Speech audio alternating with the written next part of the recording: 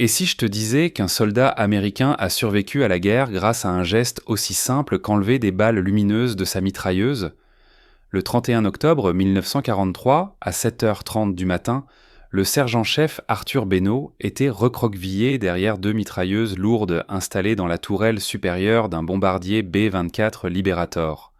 Cet imposant appareil américain à 4 moteurs survolait Hong Kong lorsque Bennett aperçut 29 chasseurs japonais Zéro surgir à travers les nuages, montant rapidement vers la formation à près de 3600 mètres d'altitude. Bennett avait 32 ans. Il avait déjà participé à 17 missions de combat au-dessus de territoires contrôlés par le Japon. Avec 7 victoires aériennes confirmées son tournée à son actif, il savait que l'ennemi ne laissait rien au hasard. Ce matin-là, les Japonais avaient fait décoller 29 Mitsubishi A6M0 depuis l'aérodrome de Guillam pour intercepter l'attaque. Au cours des 4 mois précédents, l'escadrille de Bennett avait perdu 11 mitrailleurs. Le scénario se répétait inlassablement. Les pilotes japonais repéraient les traînées lumineuses laissées par les balles traçantes tirées depuis les bombardiers américains. Ces munitions spéciales, conçues pour indiquer aux tireurs la trajectoire de ces tirs, formaient dans le ciel de véritables flèches de lumière. Les chasseurs n'avaient plus qu'à suivre ces lignes brillantes jusqu'aux tourelles. La plupart des mitrailleurs n'avaient aucune chance de survivre à la première attaque. Dans la 4e force aérienne, tous les mitrailleurs de B-24 chargeaient leur bande de munitions selon le même principe. 4 balles ordinaires, une traçante. Encore et encore. En théorie, ces projectiles phosphorescents devaient améliorer la précision. Pour Bennett, c'était une absurdité totale. Il avait grandi à Bisbee, en Arizona. En 1928, il était capitaine de l'équipe de football américain de son lycée. Après l'école, il avait travaillé comme électricien dans les mines de cuivre, mais sa véritable passion avait toujours été le tir sportif. Tous ses week-ends, il les passait au stand de tir. Il rechargeait ses propres cartouches, étudiait la balistique, la science du vol des projectiles, et s'entraînait jusqu'à en avoir les mains endolories. En 1937, il termina 6e au championnat national de tir. En 1940, il remporta le championnat de l'État d'Arizona.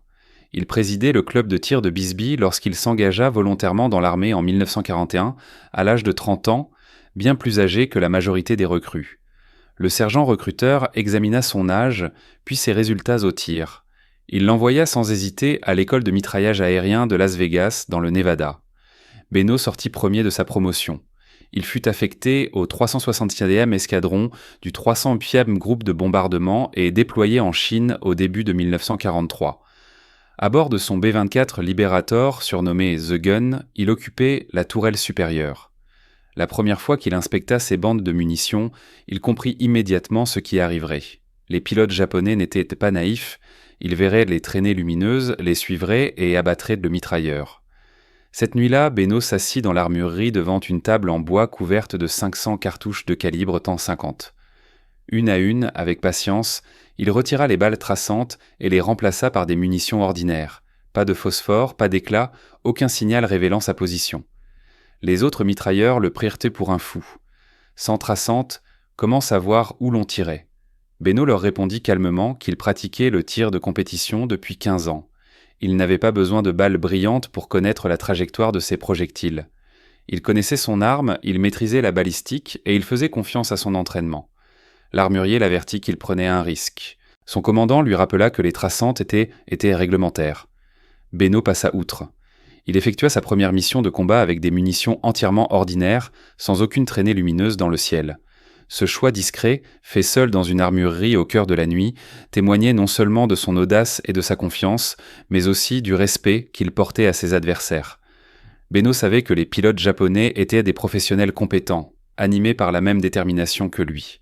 Il ne sous-estimait ni leur intelligence, ni leur capacité. Au milieu du conflit le plus destructeur de l'histoire, des hommes comme Bennett rappellent que le courage ne consiste pas seulement à combattre, mais aussi à réfléchir, à s'adapter et à reconnaître l'humanité de ceux qui se trouvent de l'autre côté. Nous étions le 31 octobre, la nuit d'Halloween. Les Zéro japonais, chasseurs légers et extrêmement maniables qui dominaient le ciel du Pacifique, grimpaient rapidement vers les bombardiers américains. Bennett, dans sa tourelle rotative, orienta sa position défensive et vérifia ses munitions. 500 cartouches, pas une seule traçante. Ces projectiles lumineux permettaient de voir ses tirs, mais trahissaient aussi l'endroit d'où ils partaient. Le zéro de tête se trouvait à 900 mètres plus bas et approchait rapidement. Au cours des 4 minutes suivantes, tout ce que Beno croyait savoir du combat aérien allait soit lui sauver la vie, soit donner raison à ceux qui avaient douté de lui. Le premier zéro ouvrit le feu à près de 1600 mètres, beaucoup trop loin. Les obus de 20 mm de ces canons, bien plus puissants que de simples mitrailleuses, passèrent en dessous le ventre du gun, comme l'équipage appelait affectueusement leur B-24 Liberator. Beno, lui, n'attendit pas. Le manuel du mitrailleur recommandait d'ouvrir le feu à 900 mètres. Il l'avait lu. Puis il avait mis de côté une bonne partie de ce qu'on y enseignait. Il observa le chasseur japonais continuer sa montée. 1300 mètres, I-1000. Les ailes du zéro étincelaient dans la lumière du matin. Beno le suivait à travers son viseur réflexe. Son doigt reposait sur la détente. Pas encore. À 900 mètres, le nez du zéro se leva. Le pilote alignait ses armes. Beno pressa la détente. Les 2 mitrailleuses de calibre 150 rugirent à l'unisson. 50 balles par seconde. Pas de traçante. Aucun éclat dans le ciel. Une mort invisible fendant l'air à près de 880 mètres par seconde. Le cockpit du zéro vola en éclats. L'appareil bascula sur la gauche et s'écrasa en laissant derrière lui une traînée de fumée. Beno suivait déjà le second chasseur. Une rafale de 3 secondes. Le moteur explosa. 2 appareils abattus en 40 secondes. Les pilotes japonais ne comprenaient pas d'où venait le feu. Ils distinguaient tout les bombardiers, voyaient quoi les éclairs des armes, mais aucune traînée lumineuse ne révélait quelle tourelle tirait. Ils se dispersèrent. Beno pivota sa tourelle vers la droite.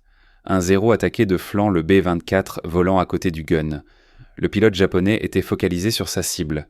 Il ne vit jamais les canons de Beno se tourner vers lui. Une courte rafale. L'aile du chasseur se détacha. 3 victoires. Autour, d'autres mitrailleurs tiraient, leurs balles traçantes dessinaient de longues lignes oranges dans le ciel. Les Japonais les suivaient jusqu'à leur origine et concentraient de leurs attaques sur les positions visibles. 2 B-24 quittèrent la formation en flammes. En 90 secondes, 16 mitrailleurs américains furent tués. Mais personne ne voyait le feu de Beno. Ces balles arrivaient sans avertissement, sans signature lumineuse, invisible, la mort surgissant de nulle part. Un zéro plongea sous le gun avant de remonter brutalement pour une attaque par en dessous. Beno fit pivoter sa tourelle et tira droit vers le bas. La rafale remonta le long du fuselage jusqu'au cockpit. 4 appareils abattus. Le combat aérien dura 8 minutes. Beno tira 640 cartouches. Les canons rougissaient sous la chaleur. 5 zéros brûlaient dans les rizières autour de Yonge en Chine. 2 autres tournaient en spirale vers le golfe du Tonkin, traînant flammes et fumée. 3 heures de plus tard, lorsque le gun se posa à l'aérodrome de Chikong, le commandant d'escadrille attendait déjà. Il avait examiné les films des caméras embarquées. 7 victoires te confirmaient. 7 chasseurs japonais détruits par un seul mitrailleur au cours d'une seule mission. Un record absolu pour un mitrailleur de bombardier de la 4e force aérienne en Chine. Les autres voulaient comprendre comment il avait fait. Beno leur montra ses bandes de munitions, des balles ordinaires, sans traçantes. Tout devint clair. On ne peut pas détruire ce qu'on ne voit pas. En une semaine, la moitié des mitrailleurs du 308e groupe de bombardement avaient retiré leurs traçantes. 2 semaines plus tard, ils étaient les 3/4. La pratique se répandit dans d'autres escadrons, puis dans d'autres groupes. Beno avait lancé quelque chose de majeur. Mais supprimer les traçantes n'était qu'une partie de ce qui le distinguait. Ses succès n'étaient pas le fruit du hasard. Ils étaient le résultat de 15 années de tir sportif. Il savait instinctivement où allaient ses balles. La plupart des mitrailleurs en étaient incapables. Son nombre de victoires continua de grimper. 8 confirmés, puis 10, puis 12. À la mi-novembre, il se rapprochait des scores des as de la chasse. Les pilotes de chasse ayant 5 victoires ou plus recevaient décorations, reconnaissance et retour au pays en héros. Les mitrailleurs de bombardier, eux, continuaient simplement à voler jusqu'à la fin de leur tour d'opération ou jusqu'à la mort. Le 14 novembre 1943, 2 semaines après Yonge, Beno reprit place dans sa tourelle pour une nouvelle mission sur Hong Kong. Il comptait alors 7 victoires confirmées. Son B-24 emportait des bombes de 900 kg et 6 bombes incendiaires de 225 kg. La cible, le port de Hong Kong. Et au-dessus de ce port l'attendait une concentration de zéro comme Beno n'en avait encore jamais vu. Le briefing avait été rapide. 14 B-24 du 308e groupe de bombardement devaient frapper le trafic maritime japonais. Les renseignements prévoyaient une opposition légère, peut-être une douzaine de chasseurs basés à Kiteak. Approche par le nord à 4000 mètres, largage puis retour. Les renseignements se trompaient. Le gun décolla de Chikong à 5h30 le 14 novembre. Le pilote, le capitaine Samuel Skoing, maintint la formation tandis que l'escadrille gagnait de l'altitude. Beno testa ses armes au-dessus des montagnes du sud de la Chine. Les 2 mitrailleuses de calibre .50 répondaient parfaitement. Il avait chargé des bandes neuves la veille au soir. 1000 cartouches, aucune traçante. Le vol jusqu'à Hong Kong dura 2h40. La formation franchit la côte chinoise à 4200 mètres et entama sa montée vers l'altitude de bombardement. En dessous, la mer de Chine méridionale s'étendait, grise et déserte. À 8h10, les bombardiers distinguèrent l'île de Hong Kong à travers des nuages épars. 2 minutes plus tard, les premiers zéros apparurent. Les commandants japonais de Kitiak attendirent l'attaque. Ils avaient fait décoller tous les chasseurs disponibles. 34 Mitsubishi A6M0 montaient à la rencontre des bombardiers américains. 34, Beno les compta à travers son viseur. Plus d'avions qu'il n'avait de munitions. Plus que ce que toute l'escadrille pouvait affronter. Cela allait être terrible. Les Japonais attaquaient désormais par paires coordonnées. Ils avaient tiré les leçons de leur combat précédent contre les bombardiers américains. Fini les attaques isolées. Désormais, c'était l'assaut massif. 2 chasseurs de face, 2 sur les flancs, 2 par en dessous. Des champs de tir croisés destinés à submerger les défenses. Le zéro de tête arriva haut et vite. Beno le suivit et lâcha une rafale de 4 secondes. Le moteur se disloqua.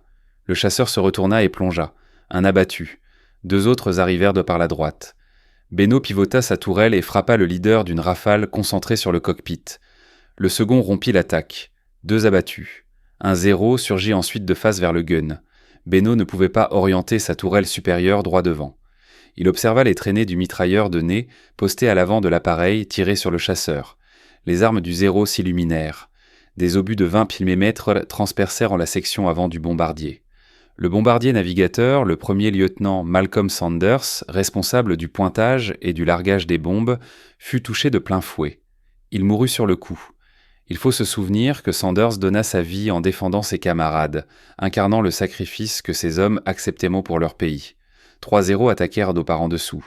Beno inclina sa tourelle vers le bas et tira sur le leader. La rafale frappa la racine de l'aile là où elle rejoint le fuselage.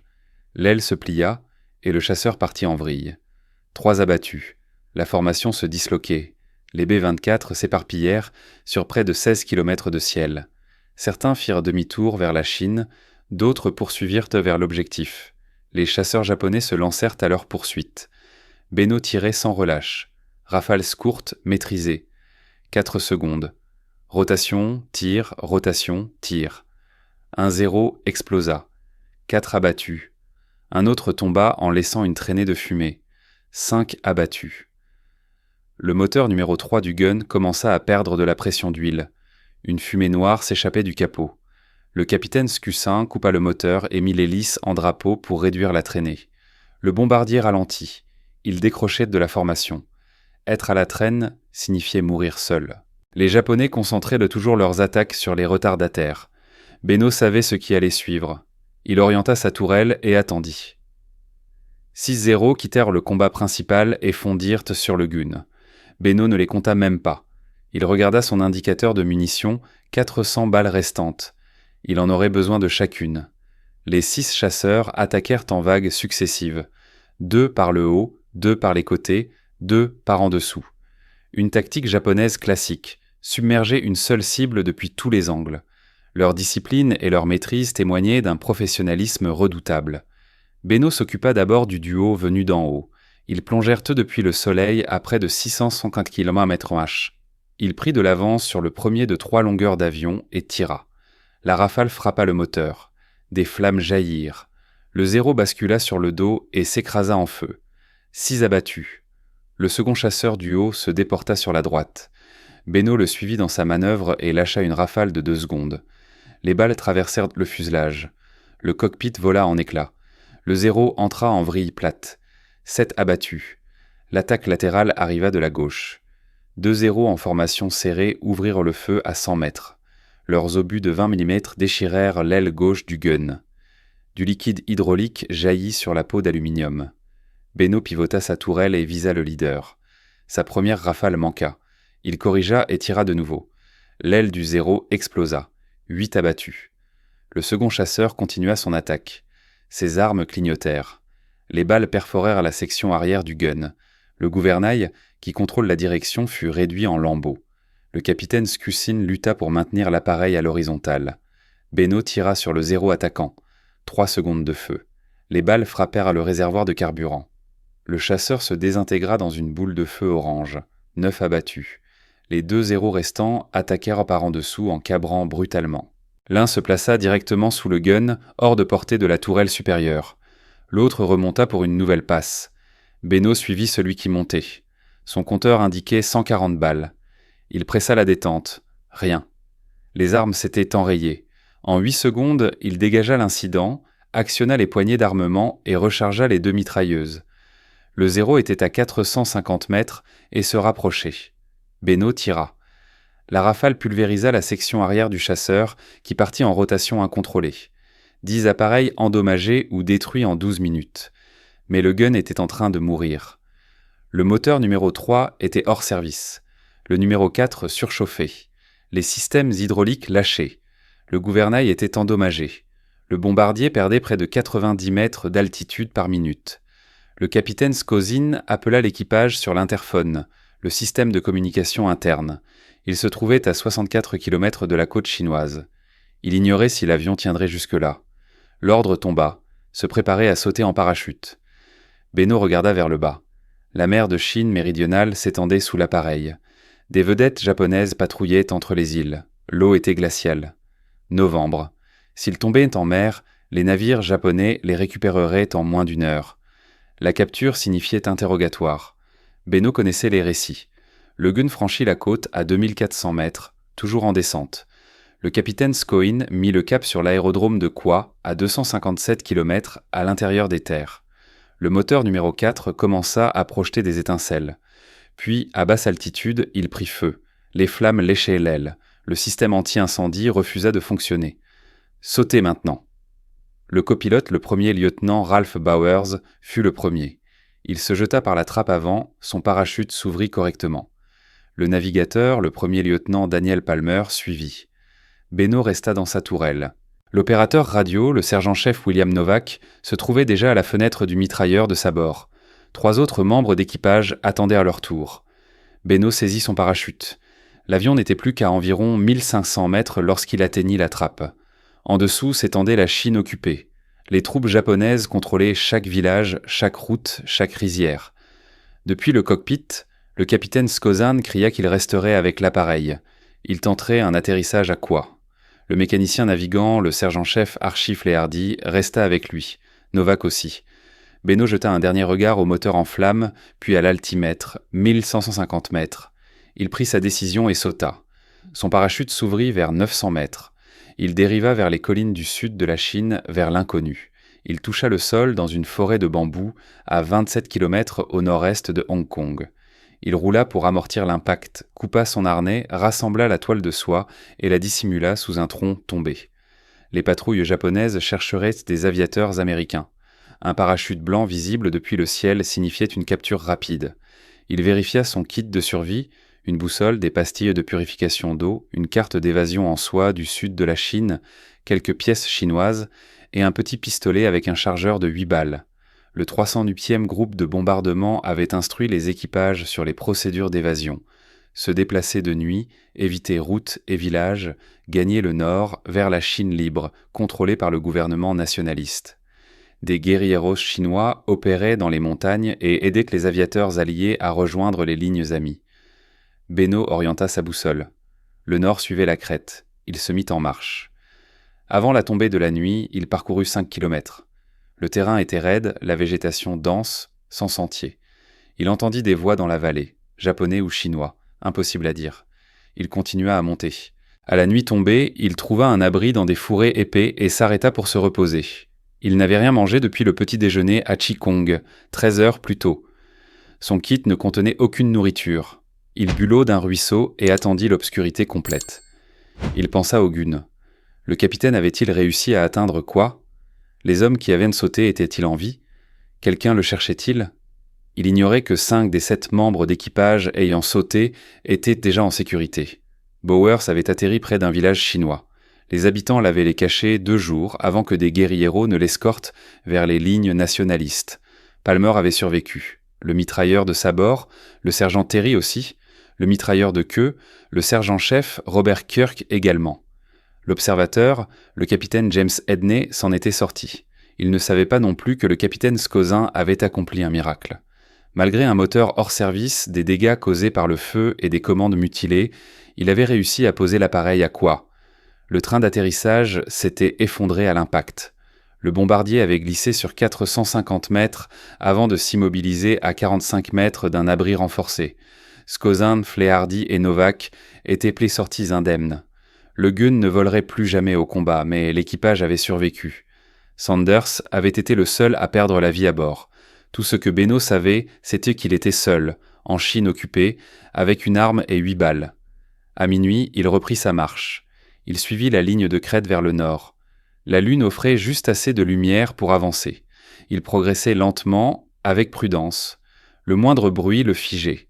Chaque ombre pouvait dissimuler une patrouille japonaise. À l'aube, il avait parcouru 11 kilomètres supplémentaires.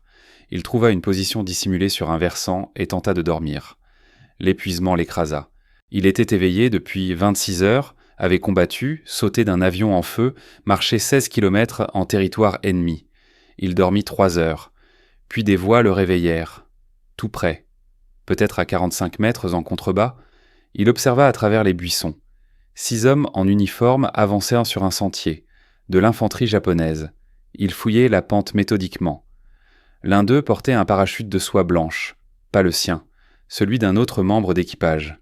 Beno s'aplatit contre le sol, immobile. La patrouille passa à moins de 10 mètres de lui.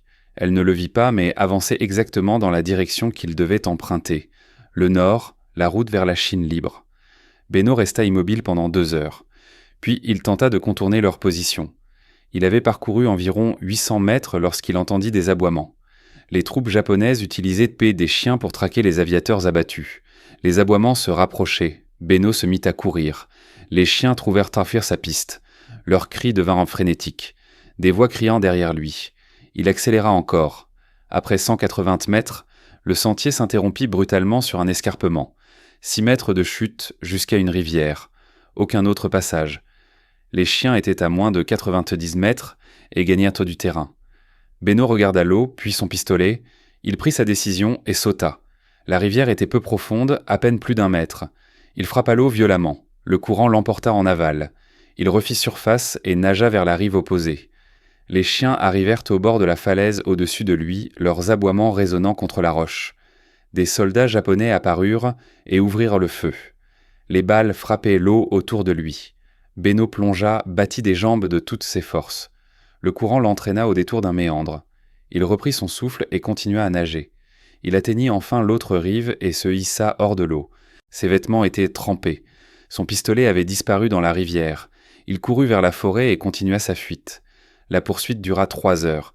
Les patrouilles japonaises s'étaient déployées dans toute la vallée. Elles savaient qu'un aviateur américain se cachait dans la zone. Des parachutes avaient été retrouvés. Elles disposaient de chiens pisteurs et communiquaient par radio.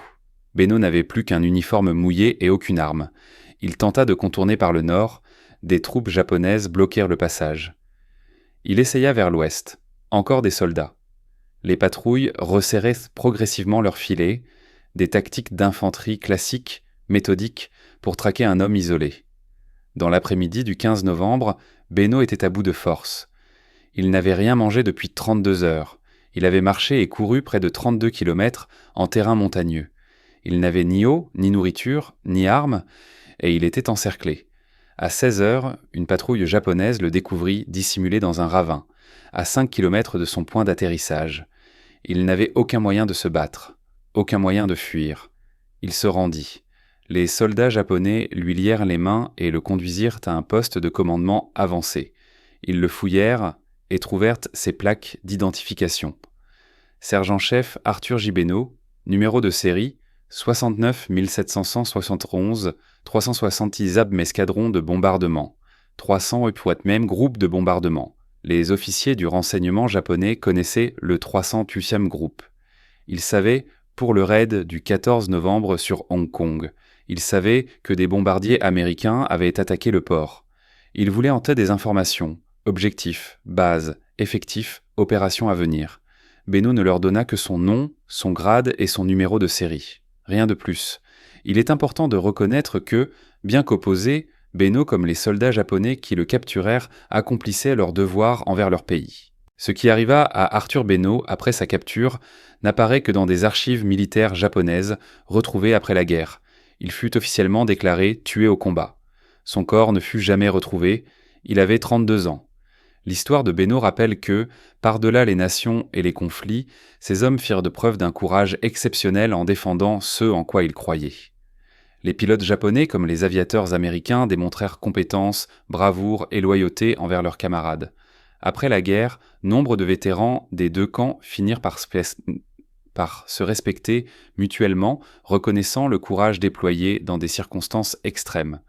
L'histoire d'Arthur Beno n'est pas seulement celle d'un combat, mais celle du sacrifice humain et de l'espoir que les générations futures puissent résoudre leurs différends sans en arriver là. Malcolm Sanders, le bombardier et opérateur de pointage de l'avion, mourut lorsque l'appareil fut touché par les tirs ennemis au-dessus de Hong Kong. Il fut la seule autre victime mortelle de cette dernière mission du bombardier, surnommé affectueusement le Gun.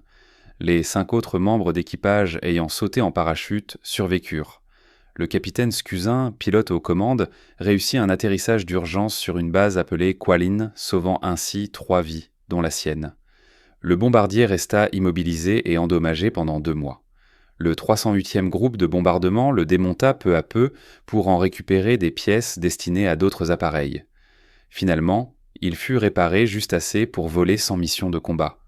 Pendant le reste de la guerre, il servit d'avion de transport de ravitaillement. En 1946, le Gun s'écrasa en mer des Philippines alors qu'il transportait des provisions. 4 membres d'équipage périrent. L'avion qui avait survécu à Hong Kong disparut définitivement dans l'océan.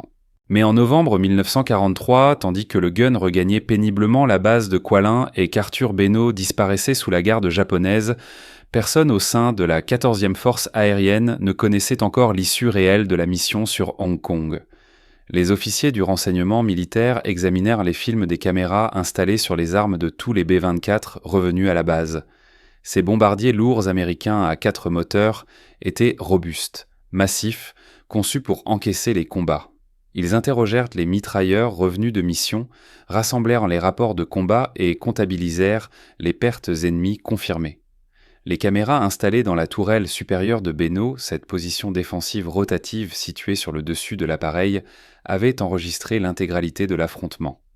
Les officiers du renseignement étudièrent les images, image par image. Ils comptèrent chaque zéro japonais touché, chaque avion ennemi détruit. Les zéros, chasseurs légers et rapides utilisés par le Japon, furent identifiés un à un.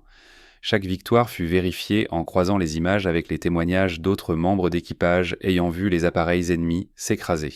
Le bilan final fut sans appel. 9 victoires aériennes confirmées pour le sergent-chef Arthur Beno lors de la mission du 14 novembre 1943.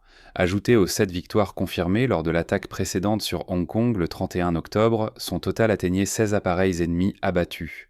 Aucun autre mitrailleur de bombardier au sein des forces aériennes de l'armée américaine n'avait jamais atteint un tel score. Des pilotes de chasse comptant 16 victoires recevaient habituellement la Distinguished Service Cross.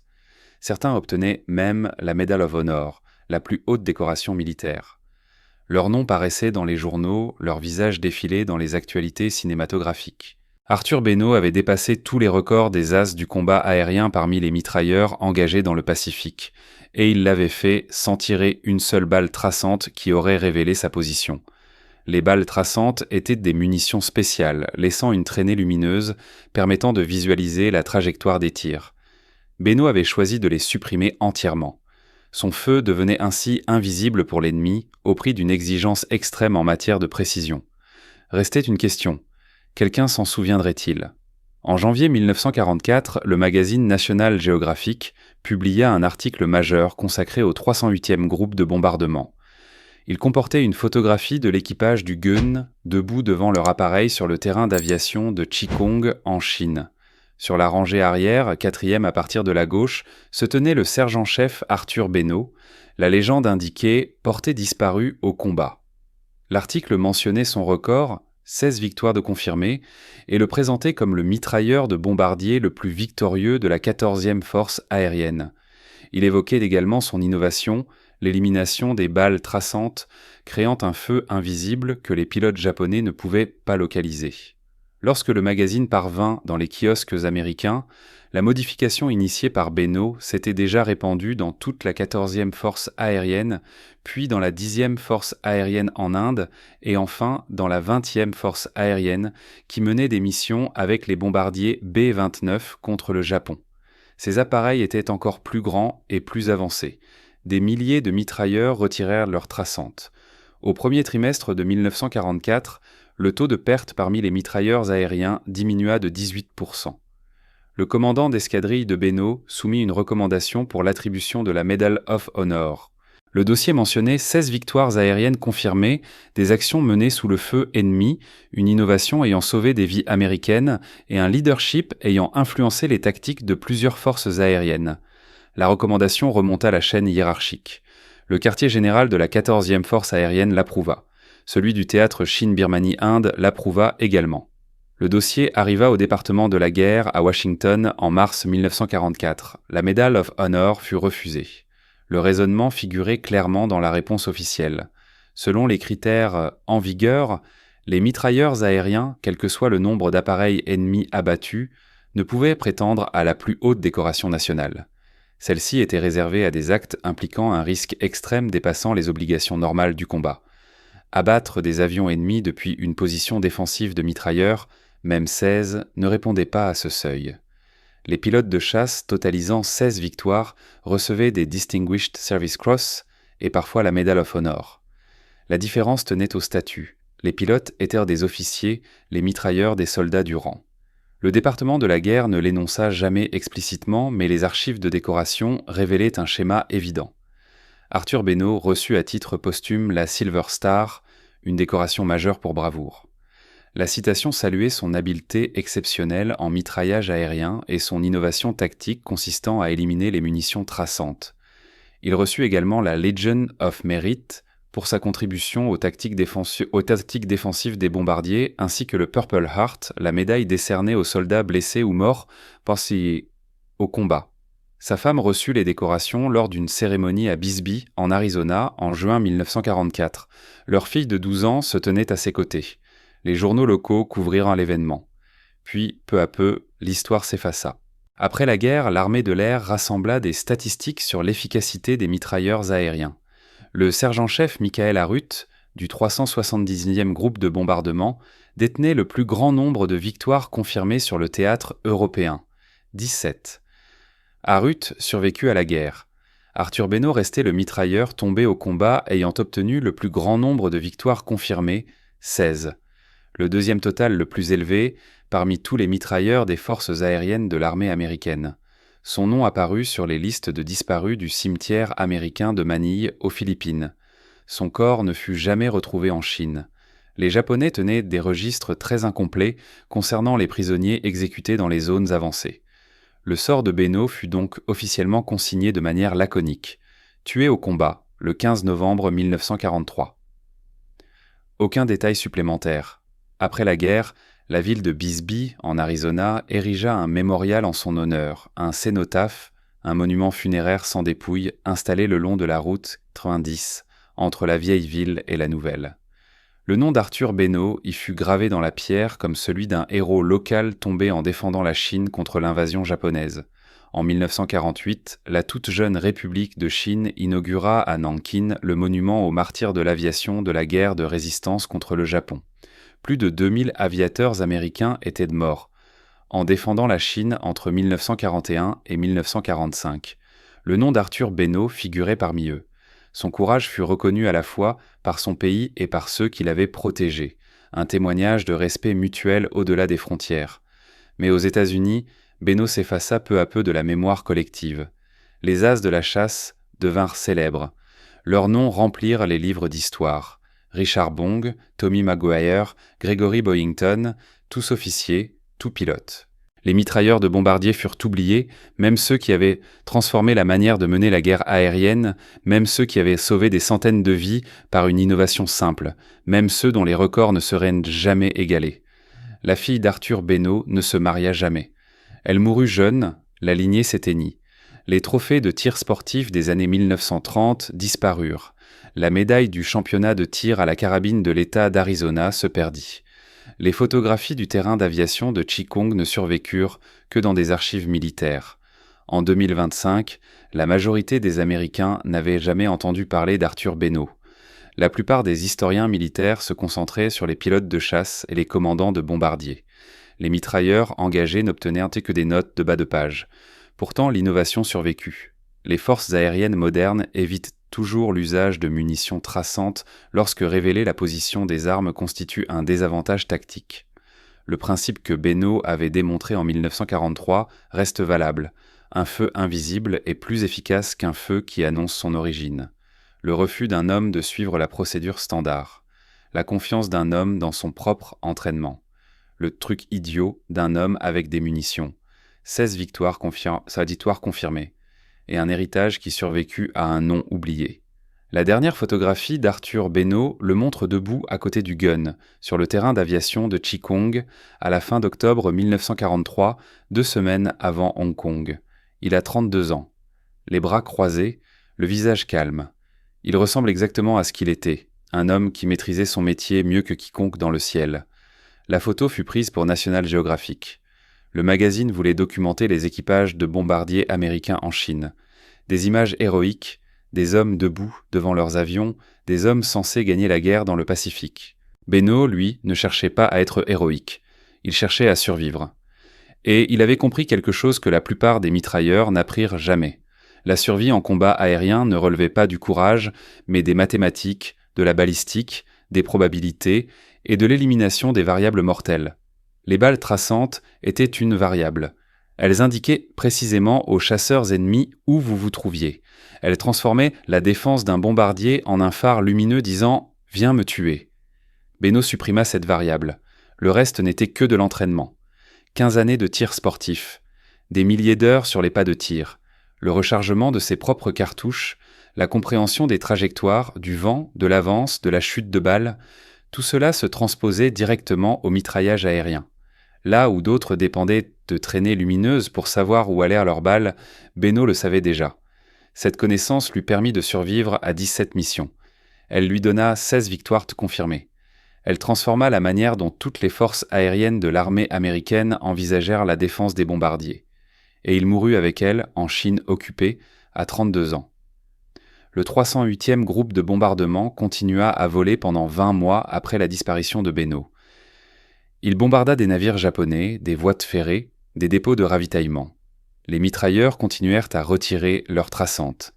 Les pertes restèrent inférieures à ce qu'elles avaient été avant Halloween 1943. Personne ne parlait vraiment des raisons. La modification était devenue une procédure standard. Les nouveaux mitrailleurs arrivant des États-Unis apprenaient à enlever les balles traçantes de leur bande avant leur première mission. C'était simplement comme ça qu'on faisait. L'origine de la pratique se perdit dans le folklore de l'escadrille. En 1997, un historien militaire étudiant les tactiques défensives des bombardiers découvrit les rapports de combat de Beno dans les archives nationales. Il publia un article sur les innovations en artillerie aérienne. Le nom de Beno réapparut dans des revues académiques. Des sites d'histoire militaire relayèrent son histoire. Certains chercheurs commencèrent à documenter son record. En 2006, l'armée de l'air publia une rétrospective consacrée aux mitrailleurs aériens engagés. Arthur Beno y figurait en bonne place. 16 victoires confirmées, des tactiques innovantes, tombé au combat le 15 novembre 1943. Son cénotaphe se dresse toujours le long de la route 90, à Bisbee. Des voyageurs s'y arrêtent parfois pour lire l'inscription. La plupart ne reconnaissent pas le nom. Certains prennent des photos. Très peu comprennent réellement ce qu'il a accompli. Ces histoires Belisa méritent d'être racontées. Elles nous rappellent que les véritables innovations naissent souvent là où on ne les attend pas. Arthur Beno n'était ni un officier de haut rang, ni un pilote célèbre. C'était un soldat qui a mis à profit son expérience et son esprit critique pour sauver des vies. Son parcours montre que dans une guerre, chaque individu peut faire la différence, quel que soit son grade ou sa fonction. Et même si les guerres sont des tragédies, les destins d'hommes comme Beno nous enseignent l'ingéniosité, la rigueur et le courage qu'il faut parfois pour remettre en question les règles établies lorsque des vies sont en jeu. Il nous rappelle que, même dans les heures les plus sombres, le savoir et l'innovation peuvent éclairer un chemin vers la survie. L'histoire d'Arthur Beno n'est pas seulement une histoire de guerre. C'est celle d'un homme qui a osé agir autrement au moment où cela comptait et qui a prouvé qu'une idée simple, presque banale en apparence, pouvait changer le cours des événements. C'est aussi un rappel essentiel. Derrière chaque statistique militaire se cachent des êtres humains avec des vies, des choix et des histoires qui méritent d'être retenus. Son héritage ne vit pas dans des monuments grandioses, ni dans les gros titres des journaux, mais dans une tactique qui a sauvé d'innombrables vies et dont le principe reste valable encore aujourd'hui. Parfois, les véritables héros sont ceux dont on a oublié le nom, mais dont les actions continuent de protéger des vies des décennies plus tard. Le courage prend de nombreuses formes. Parfois, c'est charger l'ennemi.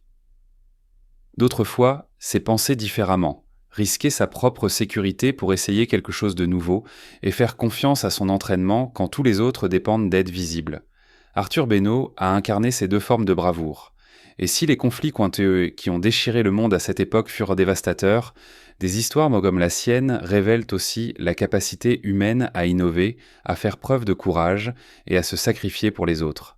Elles nous rappellent que nous devons honorer ceux qui ont servi, tirer des leçons de leur expérience et œuvrer pour que les générations futures puissent résoudre leurs différends sans avoir à consentir de tels sacrifices.